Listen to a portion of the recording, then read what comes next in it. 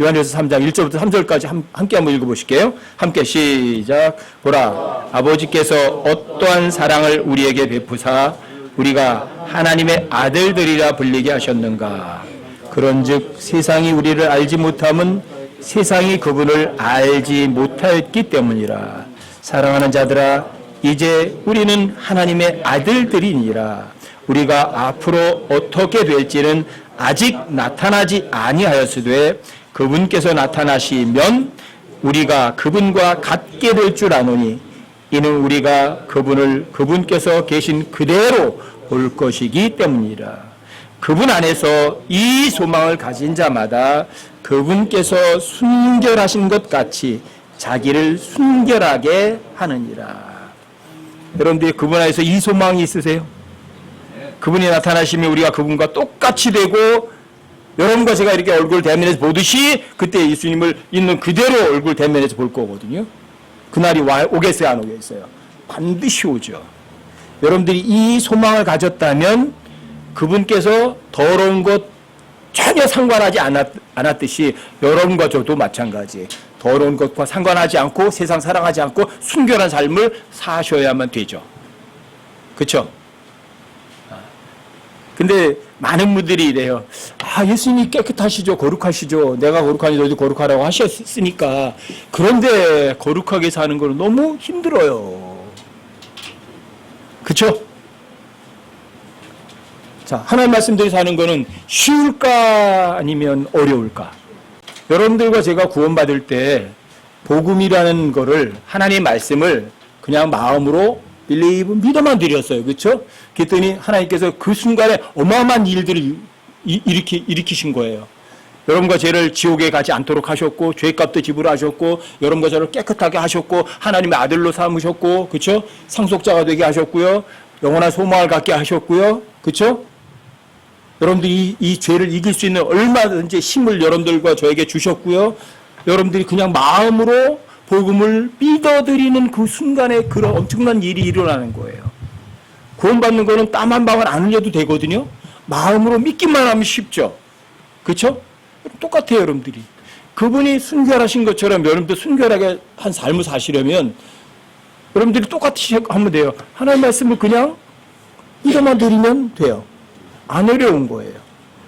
그런데 여러분과 제가 하나님의 말씀대로 살고 거룩한 삶을 사는 거는 힘들고 어렵다고 생각하니까 거기에서 여러분들이 속은 거예요.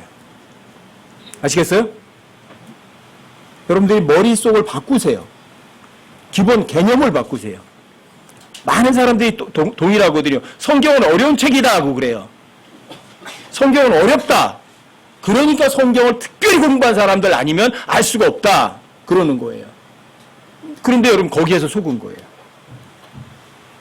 여러분들이 성경 진짜 알고 싶으면 박사님이 돼야 돼요, 어린아이가 돼야 돼요? 박사님이 돼야 성경 많이 아는 거 아니에요? 사람들 그렇게 생각하잖아요. 박사님이 돼야 성경을 아는 거야. 성경은 굉장히 어려운 책이니까. 근데 예수님은 그렇게 말하지 않는 거예요. 너희가 어린아이들과 같이 되지 아니하면 어떻게 되래요? 박사님 되지 말고 예수님은 어린아이처럼 되래요. 어린아이 아기들에게는 하나님께서 다 보여주시지만 분별이 있고 똑똑하다고 하는 사람들한테는 성경은요 아주 어려운 책이 돼버리는 거예요. 아시겠어요? 여러분 기본 개념을 바꾸세요. 성경은 어려운 책이다. 아니요, 성경은 쉬운 책이에요. 여러분들의 마음이 바뀌셔야죠. 뭐가 바뀌셔야 돼요? 성경이 어려운 책이다? 어려운 책이면 하나님께 여러분들 나중에 올라가서 하나님께 항의하시면 돼요. 하나님 왜 성경을 이렇게 어렵게 만들어 놔가지고 내가 아무리 알려고 해도 알 수가 없었잖아요. 이렇게 하시면 돼요.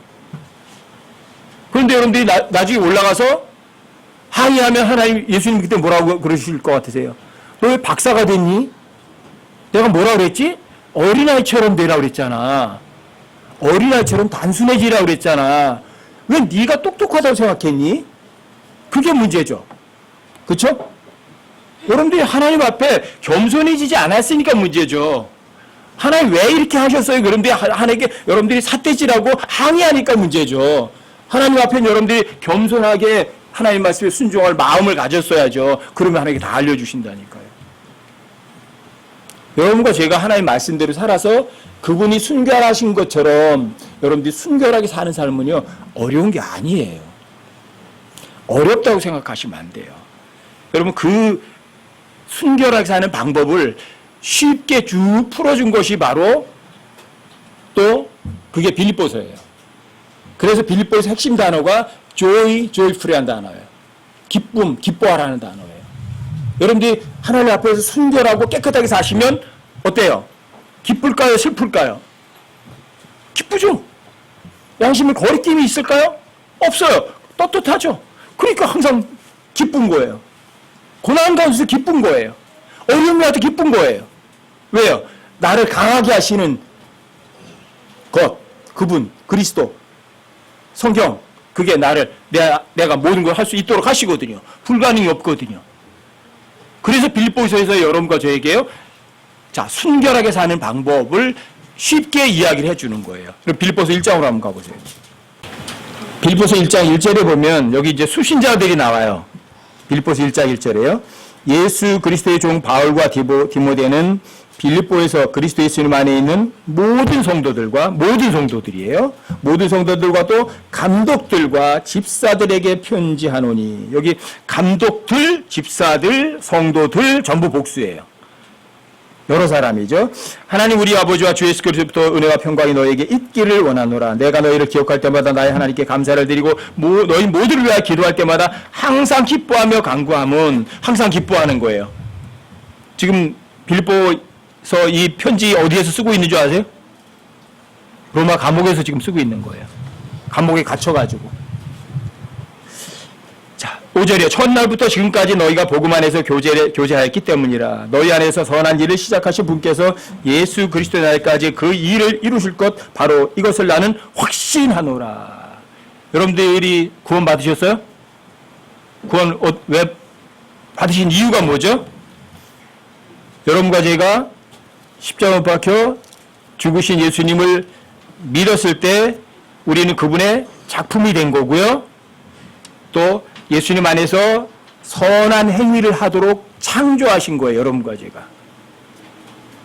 그래서 선한 일, good work, 선한 행위, 그걸 위해서 여러분과 저를 창조하셨거든요.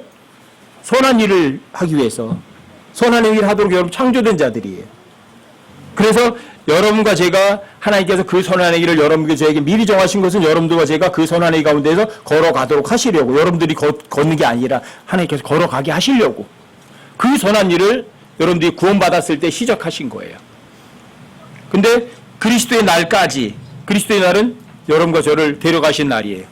분명히 저 위에서 나팔 소리가 나면서 여러분과 제 이름을 불러서 데리러 오실 거라고요. 그날까지.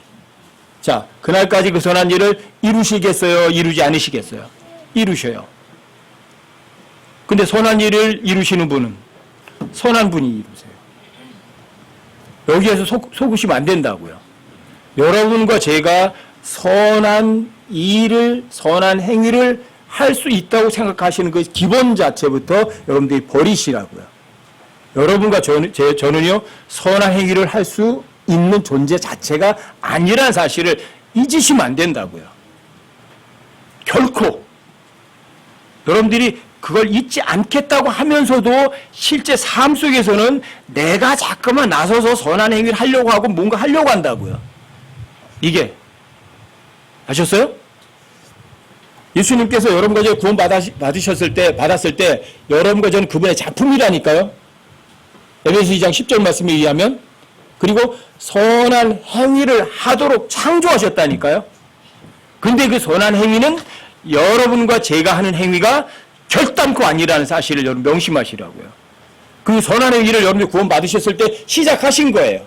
그렇죠? 그리스도 날까지 그 일을 이루셔야 돼요. 바울이 그걸 확신한다. 자, 근데 그 선한 일을 어떻게 하면 되는가? 그게 이제 빌립보서 1장과 2장에 상세하게 써 있는 거예요. 그것들을. 그래서 여러분들이 빌립보서를 부지런히 읽어보시면 여러분들이 항상 즐거울 수 있어요. 기쁠 수가 있어요. 그리고 누가 일을 해요? 여러분과 저희 안에서 일하시는 그분이 맡기고 여러분과 저는요, 편안히 쉴 수가 있어요. 아주 여유롭게 살 수 있다고요. 그리고 불평 안 한다고요. 복음 전하는 것도 힘들지 않다고요. 성경을 이해하는 것도 복잡하지 않다고요. 왜요? 여러분과 제가 그냥 어린아이처럼만 되기만 하면 하나님께서 성경 문맥을 통해서 여러분들이 다 알려주시니까. 아시겠어요? 그런데 바울은 지금 어디에 있어요? 묶여가지고 감옥에 들어가 있는 거예요. 그런데도 낙담해요, 안 해요? 절대 낙담하지 않아요. 오히려 바울이 감옥에 갇혀 있으면서도 어때요? 즐겁고 기쁘고 또 밖에 있는 사람들을 위로하고 그래요. 그러니까 바울의 그 결박당한 일이, 감옥에 간 일이 다른 사람들에게 걸림돌이 되는 게 아니에요. 어떻게 해야 돼요? 오히려 밖에 있는 사람들에게 확신을 주는 거예요. 아, 어떤 환경이나 어떤 처지도 우리를 힘들게 하지 못하는구나. 왜? 바울이 로마 감옥에 갇혀 있으면서도 어떻게 그렇게 기쁠 수 있어? 어떻게 그렇게 즐거울 수 있어? 어떻게 다른 사람들을 위로해 줄 수 있어? 위로 받아야 될 사람이. 아시겠어요? 그래서 결박당한 일이 다른 사람들에게 오히려 확신을 줬다고 그렇게 써 있는 거예요. 아셨어요? 그리고 바울의 기도가 뭐예요? 여러분들 9절부터 11절까지 보세요. 9절부터 11절까지는 저도 이게 항상 제가 하는 기도거든요. 빌립보서 1장 9절부터 11절까지요. 내가 이것을 기도하노니, 바울도 기도하지만 여러분과 저도 이 기도를 했으면 좋겠어요. 여러분과 저도 내가 이것을 기도하노니 곧 너희의 사랑이 지식과 모든 판단에서 여전히 더욱더 풍성해지고 너희가 뛰어난 것들을 입증하며, 전 여러분들이 정말 이루셨으면 좋겠어요. 여러분 정말 뛰어난 것들을 그냥 입으로 하는 사람들이 아니라 여러분들 입증하는 사람이 되시면 좋겠어요. 그리고 그리스도의 날까지, 항상 성경에서 그리스도의 날은 휴거예요. 그리스도의 날까지 성실하고 실족거리가 없는 사람이 되며, 왜 실족거리가 없는 사람이 돼야 돼요? 여러분 나중에 책망받을 것이 없는 하나님의 아들이 되어야 되니까. 11절 예수 그리스도로 말미암은 의의 열매들로 가득하여, 여러분과 제가 맺는 의의 열매가 아니에요. 예수 그리스도로 말미암아 맺혀지는 열매들이에요. 그 열매들이 작으면 안 돼요, 여러분. 여러분 가득해야 하나님 앞에 영광이 되고 찬양이 되는 거거든요. 이게 여러분과 저의 기도가 되길 바라요. 개인적인 기도가 되고 또 다른 사람들 위한 기도가, 이 기도가 돼야 되겠죠. 그렇죠? 그 12절에 보시면 이래요. 그러나 형제들아, 내게 일어난 일들이 도리어 복음을 진전시키는 기회가 된 줄 너희가 알기를 내가 원하노라. 여기 내게 일어난 일이 뭐냐면 감옥에 들어간 거예요. 복음 전하다 잡혀서 로마 감옥에 갇힌 거예요. 좋은 일이에요, 나쁜 일이에요? 사람들이 볼 때 아주 나쁜 일이에요. 근데 그것이 오히려 복음을 진전시키는 기회가 됐다고 그러잖아요. 13절에 보시면 그리하여 그리스도 안에서 내가 결박당한 일이 온 궁궐함과 다른 모든 곳에서 드러나게 되었고, 주 안에 있는 형제들 중에 많은 이들이 내가 결박당한 일로 인해 확신을 갖게 되어 두려움 없이 말씀을 더욱 담대히 말하게 되었느니라. 여기 나오잖아요. 내게 일어난 일들, 12절이요. 13절에는 내가 결박당한 일, 14절에서도 내가 결박당한 일, 이게 바울에게 일어난 일이에요. 감옥에 들어간 일.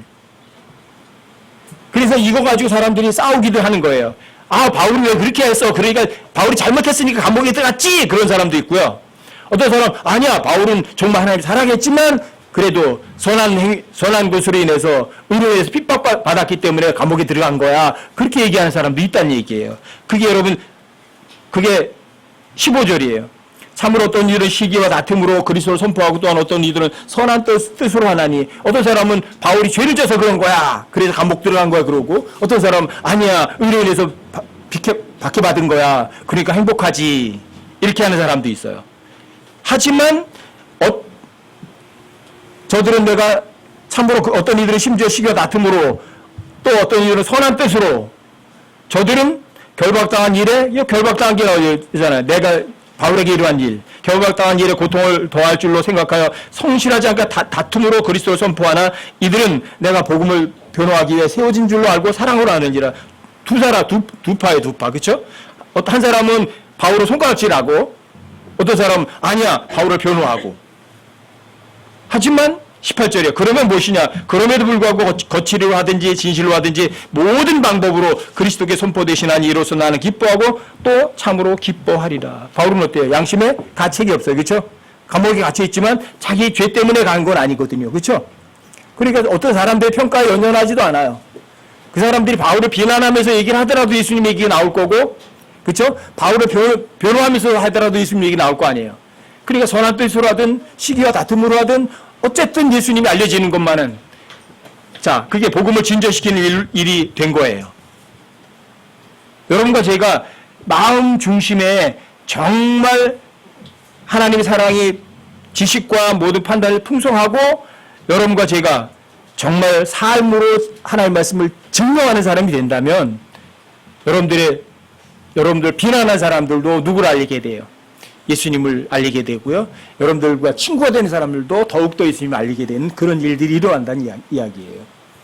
이게 선한 일을 시작하신 분이 그리스도까지 어쨌든 이루실 거예요. 사람들이 보기에는 아닌 것처럼 보여도. 그래서 여러분과 저는요, 사람들의 평가에 연연할 필요는 없어요. 어떤 상황도. 아셨어요? 그래서 바울이 그러자는 거예요.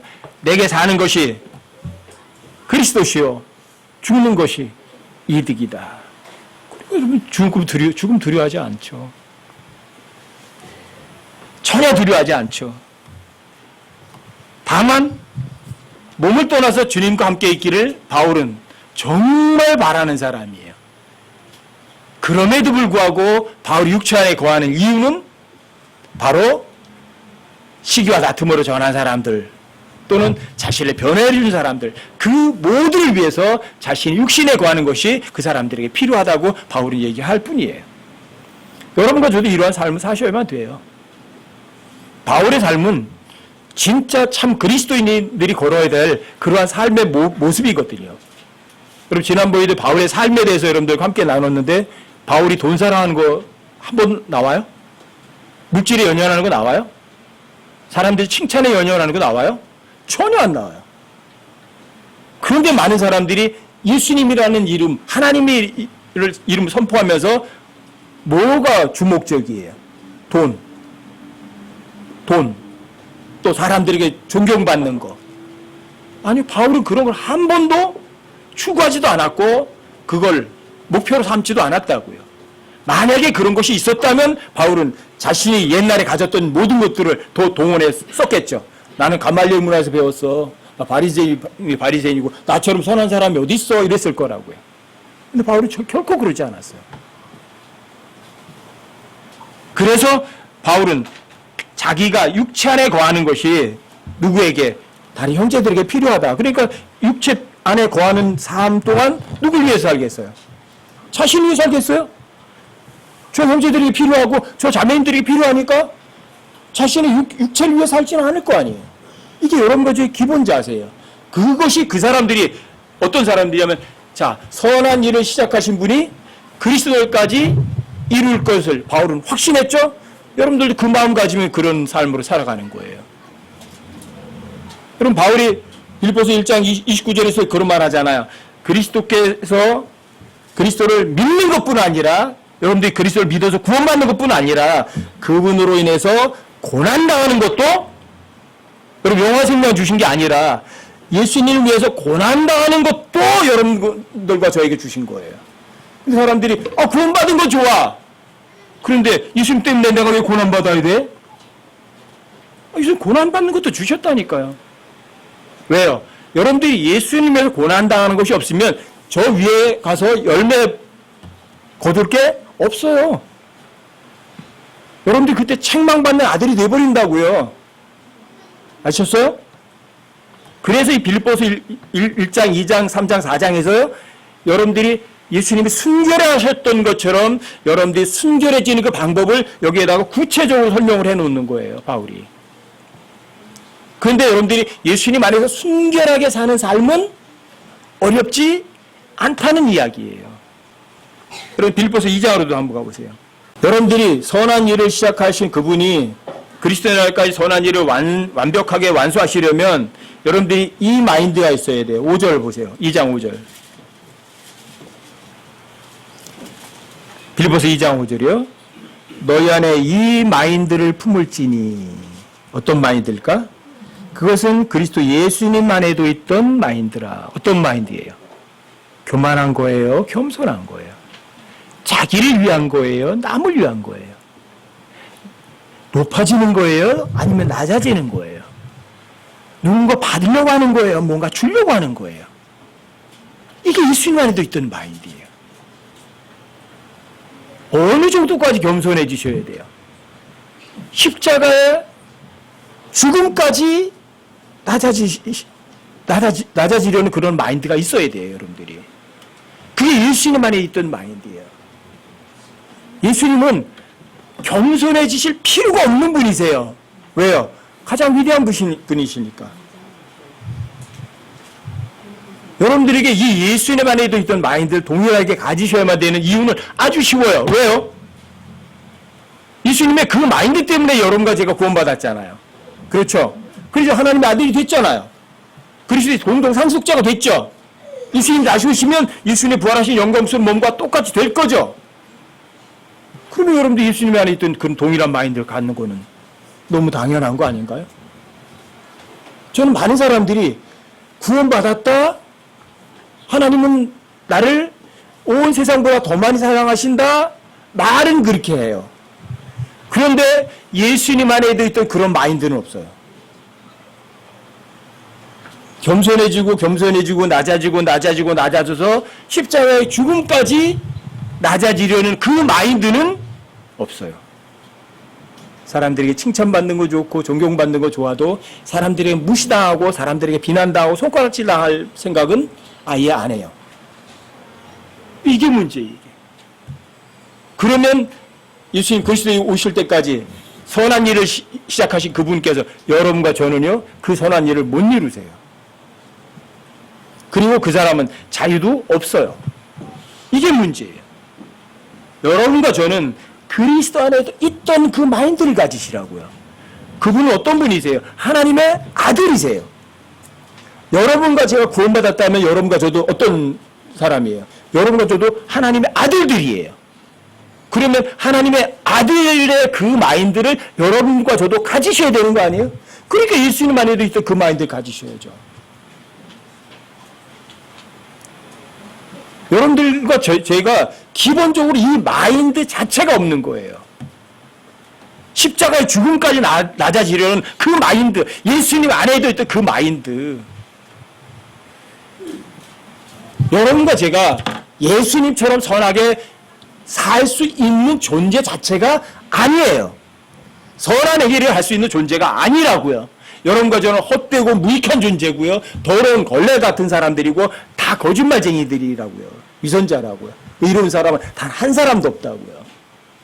하지만 여러분과 제가 만약에 구원받았다면 하나님의 아들들이 되었다면 하나님 아들에 있었던 그 마인드를 여러분들도 가지실 수는 있다고요. 그러면.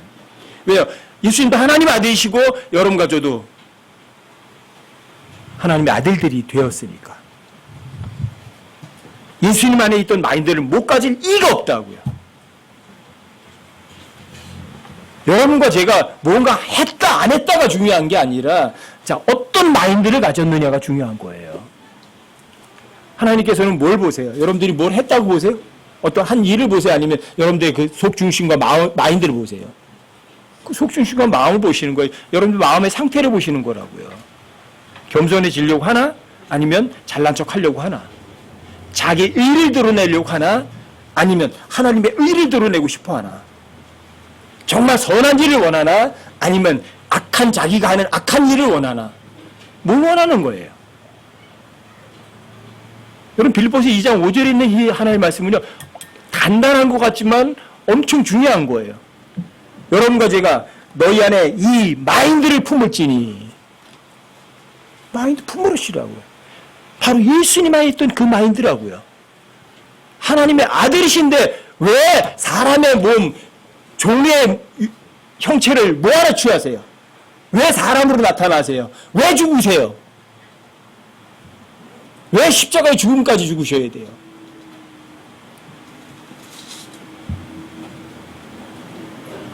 가장 존귀하신 분인데 그분은 당연히 그렇게 죽지 않으셔도 사람들에게 다 높임을 받으셔야 하는 당연한 분이신데 모든 무릎이 예수님이 낮아지지 않으셨어도 예수님 앞에 무릎을 꿇어야 되는 그럴 존재인데 근데 예수님 왜 십자가에 죽음까지 왜 낮아지실 그런 마인드를 가지셨냐고요. 이유는 이거예요. 여러분과 저를 위해서. 자신을 위해서가 아니에요. 이게 예수님의 마인드예요. 예수님은 자신을 위해서 낮아지신 거예요? 자신을 위해서 십자가에 달려 죽으셨나요?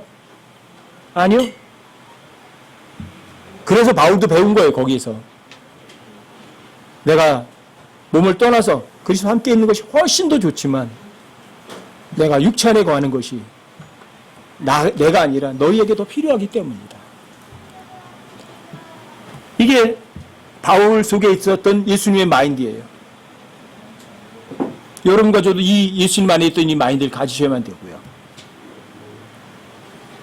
왜 이 마인드를 가져야 되느냐고요? 예수님 하나님 아들이시라면 여러분과 저도 하나님 아들이라면 예수님 안에 있던 마인드 가지셔야죠. 당연히 가지셔야죠. 여러분 하나님 아들들 아니세요? 여러분 요한복음 1장 12절 한번 찾아보세요. 요한복음 1장 12절 13절에 함께 한번 읽어보세요. 함께 시작. 그분을 받아들인 자들 곧 그분의 이름을 믿는 자들에게는 다 하나님의 아들들이 되는 권능을 그분께서 주셨으니 이들은 혈통으로나 육신의 뜻으로나 사람의 뜻으로 나지 아니하고 오직 하나님에게서 태어난 자들이니라. 여러분들 그분을 받아들이셨나요? 입으로 받아들이셨나요? 아니면 마음으로 받아들이셨나요? 그분의 이름을 정말 믿나요? 아니면 입으로만 믿나요? 마음으로 믿나요? 여러분들이 그분을 정말 마음으로 받아들이고 여러분들이 하나님의 아들을 마음으로 정말 믿으셨다면 여러분과 저는요 예외 없어요. 다 모두 다 올 하나님의 아들들이 되는 파워를 여러분들과 저에게 주실 것이다가 아니라 주셨어요. 그 순간 하나님의 아들들이 되셨다고요. 하나님의 아들들이 되었다면 여러분과 제가 누구 마인드를 가져야 돼요? 하나님의 아들의 마인드를 가지시라고요. 껍데기만 하나님의 아들 되지 마시고 속까지도 하나님의 아들이 되셔야 된다고요.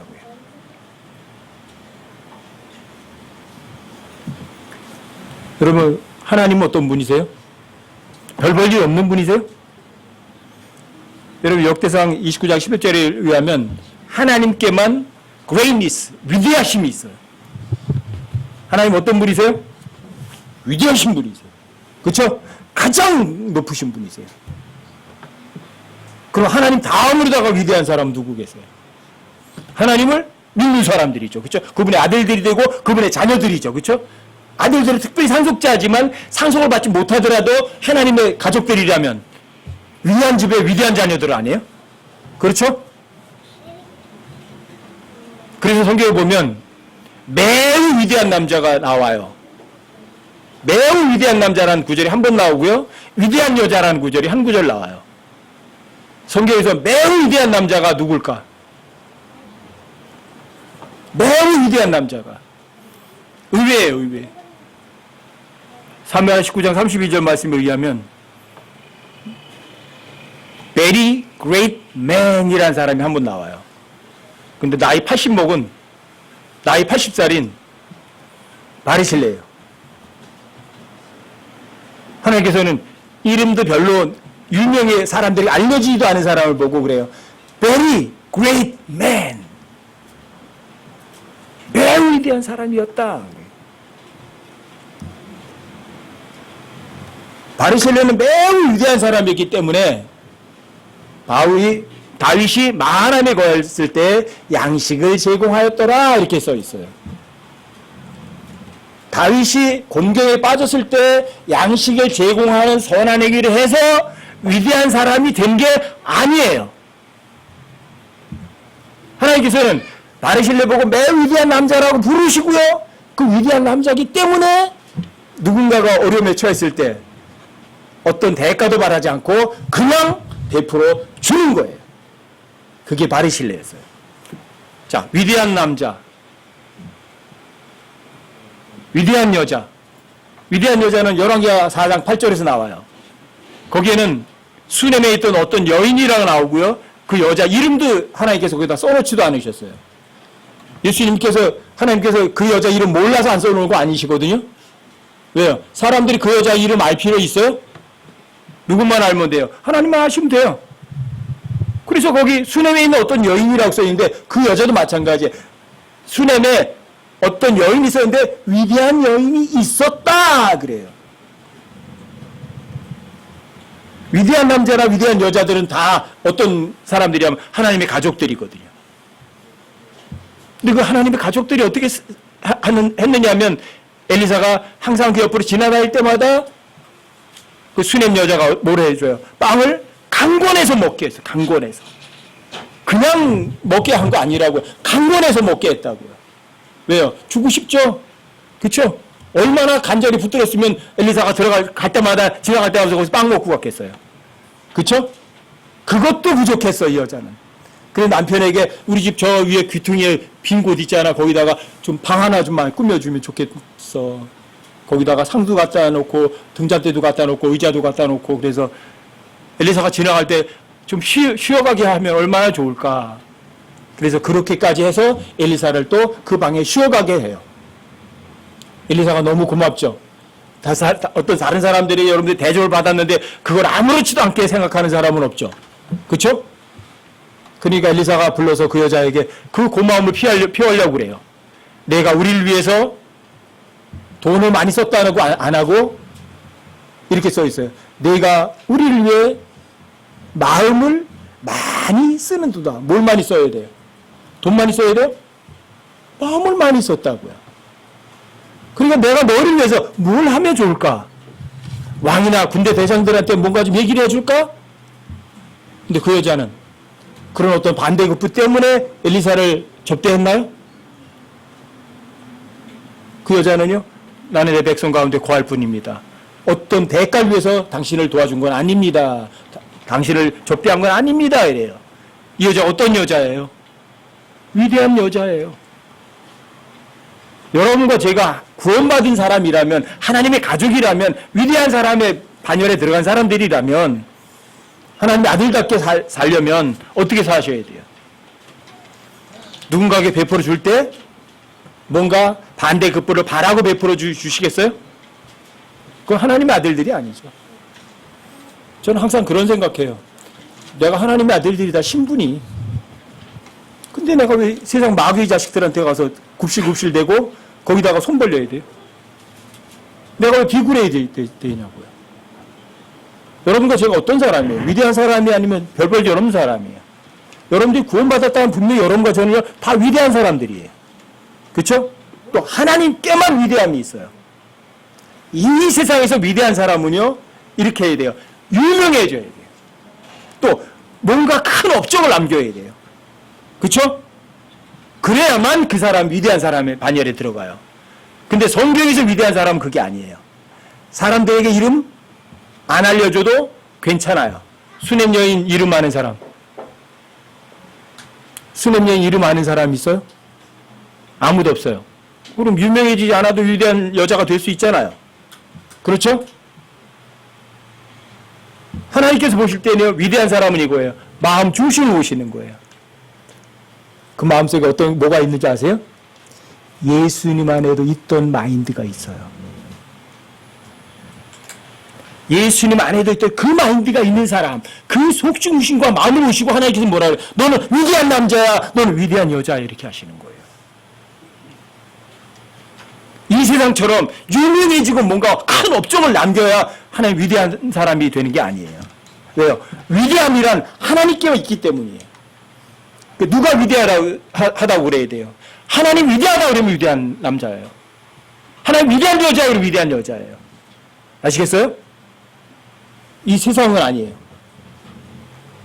그런데 여러분과 저는 위대한 사람이 됐어요, 안 됐어요? 여러분과 제가 하나님의 아들들이 되셨다면 어떤 사람이에요, 그 사람이? 위대한 사람이 아니에요. 위대한 사람이에요. 위대한 사람은 어떻게 살아요? 바리실리처럼 그냥 누가 어려운 처했으니까 줘요. 또 반대급부 바라는 거 아니에요. 수님 여인처럼 마찬가지예요. 사람들이 이름 안 알려줘도 괜찮아요. 아무도 몰라도 괜찮아요. 그렇죠?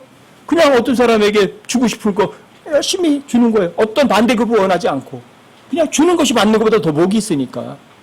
그 말씀을 정말 믿으니까. 자, 여러분과 제가 하나님 아들들이 됐다면 선한 일을 시작하신 거예요. 그리스도 날까지 그 선한 일을 이루실 거 확신해요. 그렇다면 여러분과 제가 자신의 신분을 기억하시라고요. 내가 누구예요?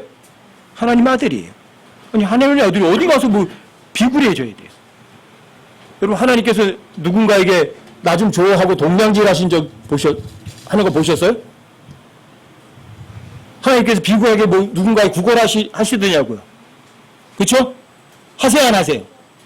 구걸 안 하신다면 여러분과 저도 하나님 아들들이 됐다면 여러분들과 저도 마찬가지죠. 어떻게 사세요? 베풀어 주면서 당당하게 사시는 거죠. 여러분들 신분을 기억하시라고요. 아셨어요? 그리고 하나님의 아들들이라면 또 로마서 8장에 의하면 여러분과 저는 그리스도와 공동 상속자예요. 하나님의 상속자들이에요. 여러분들이 하나님의 상속자라면 어떻게 사시겠어요? 여러분 상속은요, 줄 수도 있고 안 줄 수도 있는 거예요. 여러분과 제가 하나님의 가족이 됐다고 해서 상속을 다 주는 건 아니에요.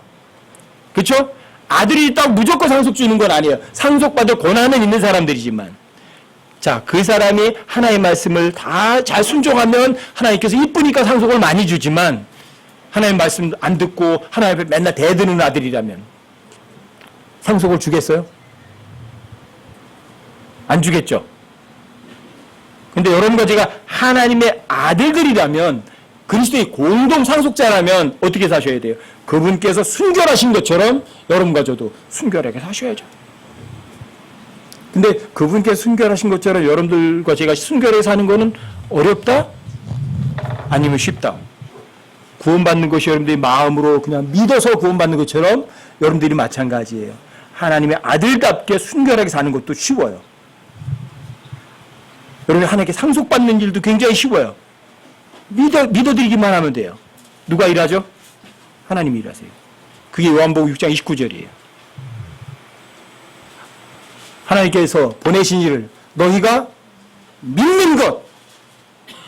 믿으면 누가 일해요? 이것이 곧 하나님의 일이니라. 이게 선한 일이에요. 아셨어요? 그러니까 여러분과 제가 구원받기 위해서도 마찬가지죠. 복음을 믿으면 되죠. 그렇죠? 그럼 여러분들이 하나님의 상속자로서 하나님께 상속을 받으려면 뭐만 하면 돼요? 하나님께서 보내신 일을 여러분들이 믿기만 하면 하나님이 선한 일을 하시는 거고요. 그 일이 어느 때까지? 그리스도의 날까지, 주님 모실 때까지 그 일을 이룰 것을 확실히 여러분들이 믿으실 수 있다고요. 그렇죠? 그래서 여러분들이 자, 하나님께 상속받는 것도 어렵다? 아니면 쉽다? 쉬워요.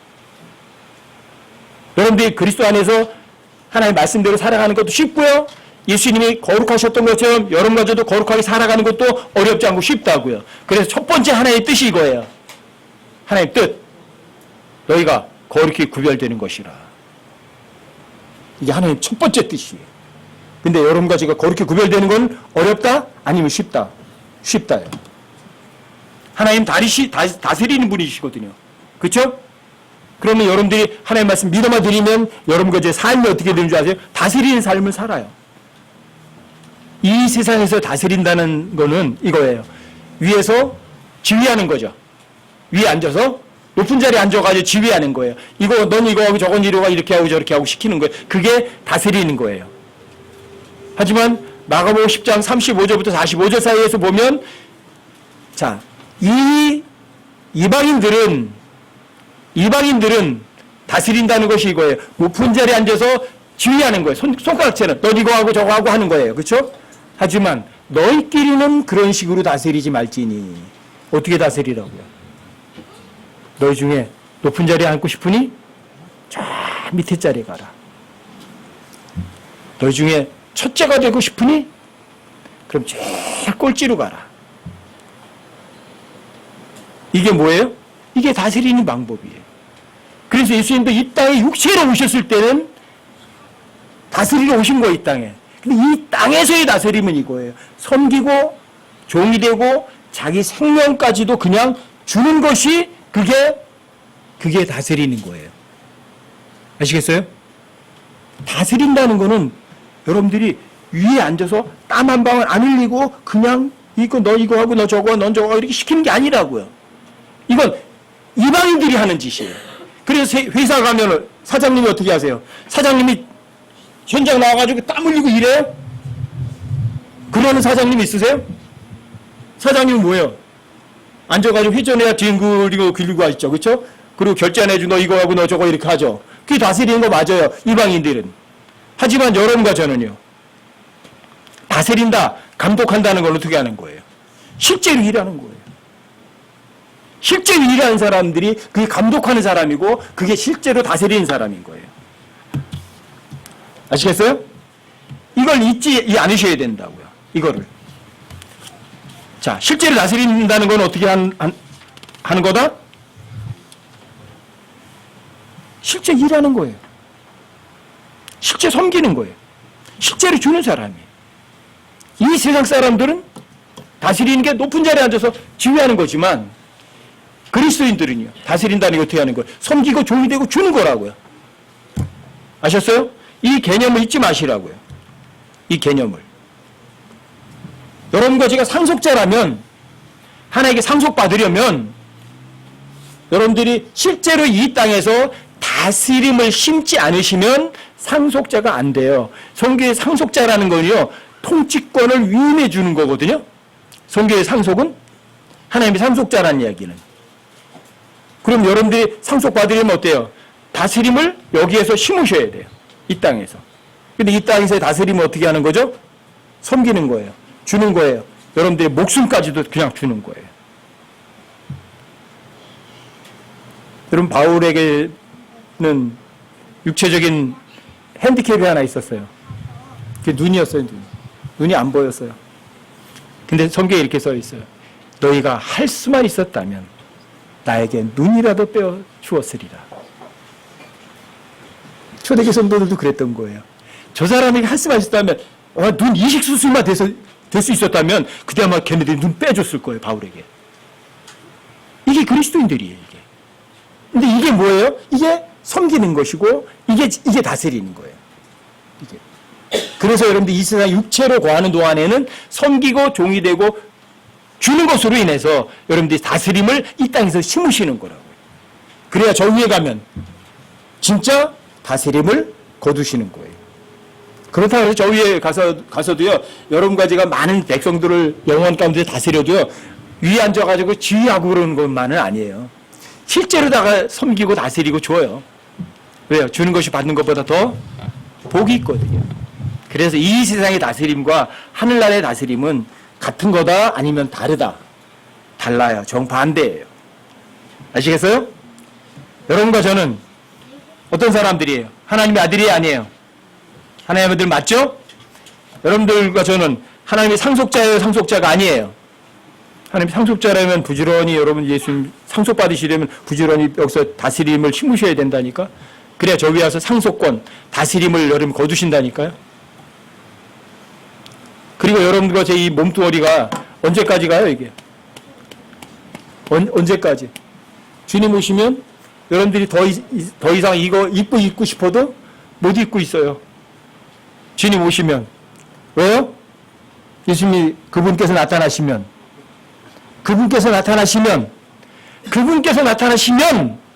이 몸 더 입고 싶어도 입을 수가 없어요. 왜요? 우리의 몸이 그분과 똑같이 되니까. 그분의 영광스러운 몸과 똑같이 변화되니까. 여러분들이 이 소망을 가진 사람이라면 그분이 깨끗한 것처럼 여러분들도 깨끗하려고 하죠. 근데 만약에 여러분과 제가 하나님의 아들들이 아니고 마음으로 믿는 사람들이 아니라 입으로만 믿는 사람이라면 아마 모르긴 몰라도 계속 예수님이 다시 오셨을 때 그리스도 날이 왔어도 이 몸 그냥 입고 있을지도 몰라요. 그러면 슬픈 일이죠. 그렇죠? 하지만 여러분과 제가 예수님의 영광스러운 몸과 같게 될 그런 소망을 가진 사람이라면 누구처럼 살겠어요? 누구의 마인드를 갖겠어요? 예수님처럼, 바울처럼 그렇게 살려고 노력할 거고, 또 예수님의 있던 마인드, 바울 안에 있던 그 마인드를 갖겠죠. 그런 사람들 어떤 사람이에요? 나중에 주님 오시면 책망 받을까요? 책망 안 받을까요? 그럼 빌립보서 2장 12절 13절 한번 보세요. 빌립보서 2장 12절부터요. 그러므로 나의 사랑하는 자들아, 너희가 항상 순종한 것 같이 내가 있을 때뿐 아니라 지금 내가 없을 때에도 더욱더 순종하여 두려움과 떨림으로 너희 자신의 구원을 일하여 드러내라. 너희 안에서 일하사 자기가 참으로 기뻐하는 것을 원하게도 하시고 행하게도 하시는 분은 하나님이시니라. 일 누가 해요? 너희 안에서 일하사 자기가 참으로 기뻐하는 것을 원하게도 하시고 행하게도 하시는 이는 하나님이시니라. 여러분들이 해요? 제가 해요? 하나님이 하세요? 하나님이 하셔요. 여러분과 제 안에서 일을 해서 드러내시는 분 누구죠? 하나님이세요. 그분이 일하시게 하려면 여러분들이 순종하셔야 돼요. 항상 순종한 것처럼 바울이 있을 때 그 당시뿐이 아니라 바울이 지금 없을 때도 여러분들이 동일하게 하나님 말씀에 순종하셔야 돼요. 순종이란 이거예요. 자원해서 엎드리는 것이에요. 순종한다! 그러니까 아이고 억지로 하는 게 아니에요. 어떻게 하는 거예요? 순종이라는 차원에서 밀어드리는 거예요. 그럼 누가 일하세요? 하나님이 일하세요. 이게 선한 일을 시작하신 분이 그리스도 날까지 그 일들을 계속 하실 것이라고요. 그럼 변함없이 하실 것이라고요. 아시겠어요? 이렇게 하신다고요. 자, 15절 보세요. 15절이요? 14절 15절이요. 모든 일을 불평이나 시비가 없이 할지니. 왜요? 누가 일하시니까? 왜 아니지? 하나님이 일하시니까. 15절이요. 이것은 너희가 흠이 없고 무해한 자, 곧 구부러지고 삐뚤어진 민족 가운데서 책망받을 것이 없는 하나님의 아들들이 되게 하려 함이라. 그런 민족 가운데서 너희가 세상의 빛들로 빛나며 생명의 말씀을 제시하나니 이로써 나는 내가 헛되이 다른 질 하지 아니하고 헛되이 수고하지 아니한 것에 대해 그리스도의 날에 기뻐하리라. 여기 보세요. 이 너희가 흠이 없고 무해한 자, 곧 구부러지고 삐뚤어진 민족 가운데서 비난받을 것이 없는 하나님 아들들이 되게 하려고 그러는 거예요. 근데 여러분과 제 안에서 일을 하나님이 안 하시고 여러분과 제가 혼자서 선한 일이 없이고 열심히 하면 여러분들은요 흠이 많고 하나님을 해롭게 하고 하나님을 비꼬고 삐뚤어진 민족들 가운데서 똑같은 민족처럼 여러분과 저는요 하나님 앞에서 비난받고 책망받을 사람이 될 거라고요. 하나님의 아들들이 될 거라고요. 그러니까 여러분과 지금 하나님의 아들들이 됐죠? 그분께서 순결하신 것처럼 여러분과 저도 순결한 삶을 살아야 되는 이유가 바로 이건 거예요. 여러분들이 주님 오셨을 때 책망받고 비난받을 것이 없는 하나님의 아들들이 되는 거예요. 그래서 16절 끝에서 그렇게 말하는 거예요. 그래서 바울이 이것 때문에 수고한 거예요. 그래서 그 밑에 써 있잖아요. 그리스도의 날에 기뻐하리라. 그리스도의 날에 휴거되면. 왜 기뻐하죠? 책망받을 것이 없고 비난받을 것이 없는 하나님의 아들들이 되었으니까. 그래서 바울은 기뻐하는 거예요. 참으로 17절이요. 참으로 그러하며 또 너희의 믿음의 희생과 섬김 위에 내가 헌물로 드려질지라도 나는 기뻐하고 너희 모두 함께 기뻐하리니 바로 이런 까닭에 너희도 기뻐하고 나와 함께 기뻐하라. 왜 기뻐해요? 예수님께서 그분 안에 소망을 가졌잖아요. 하나님의 아들들이 됐고 그분의 공동 상속자가 됐고 예수님의 영광스러운 몸처럼 똑같이 변화될 소망이 있다면 그분 안에서 이 소망을 가진 자마다 그분께서 순결하셨던 것 같이 여러분과 저도 순결하게 하는 삶을 사셔야 되는 거죠. 아셨어요? 바울은 이 삶을 살았고 여러분과 저에게 본보기를 보였고 감옥에 갇혀 있지만 항상 즐겁고 기뻐했던 거예요. 왜요? 주님 앞에 갔을 때 책망받고 비난받을 것이 없는 하나님의 아들들로 나타나야 되니까. 여러분과 저도 똑같아요. 여러분들이 구원받았다면 하나님께서 여러분과 저 안에서 선한 일을 시작하신 분이세요. 언제까지? 휴거 때까지. 그 일을 변함없이 하실 것은, 하시다가 예수님이 쟤는 나 계속 안 믿으니까 나 그만할래, 예수님이 그러실까요? 아니요. 예수님은 끝까지 이루세요. 휴거 때까지. 너 믿기만 해라. 그럼 내가 일 다 한다. 믿기만 해라. 내가 일 다 한다. 믿기만 해라. 믿기만 하라니까. 성경대로 사는 거는 쉽단다. 거룩하게 구별된 삶을 사는 건 힘든 거 아니란다. 쉽단다. 그걸 주님 오실 때까지 주님 끊임없이 여러분들 얘기하실 거예요. 마귀는 정반대로 속이겠죠. 성경은 어려운 책이야. 네가 거룩하게 구별되는 삶은 불가능해. 하나님이 깨끗해서 너도 깨끗할 수 있는 줄 아니? 아니, 그건 불가능해. 이렇게 가르칠 것이고. 그럼 누가 울어요? 하나님이 울어요? 마귀가 울어요? 속지 마세요. 여러분과 제가 이 세상에 살아갈 때 단순하게 진리 가운데 살아가세요. 그러면 누가 일하세요? 주님 일 다 하셔요. 그리고 주님 오셨을 때 책망받을 것이나 비난받을 것이 전혀 없는 하나님의 아들들로 드러나게 될 거라고요. 그때까지 여러분과 저는 하나님의 말씀을 어린아이처럼 믿어드리고, 또 소망 있잖아요. 여러분 진짜 소망 있잖아. 영원한 낙원. 그렇죠? 힘든 여행길도 아닌 그곳. 여러분들이 거기 가면 누구나 다 알아볼 수 있고 누구나 친하게 지낼 수 있는 그곳. 낯선 사람이 아무도 없는 곳. 영적 식권 때문에. 그렇죠? 예레미야하고도 친구가 될 수 있고 모세하고도 지난 얘기를 할 수 있고. 여러분 얼마나 좋아요. 저는 말라기하고 한번 얘기하고 싶거든요.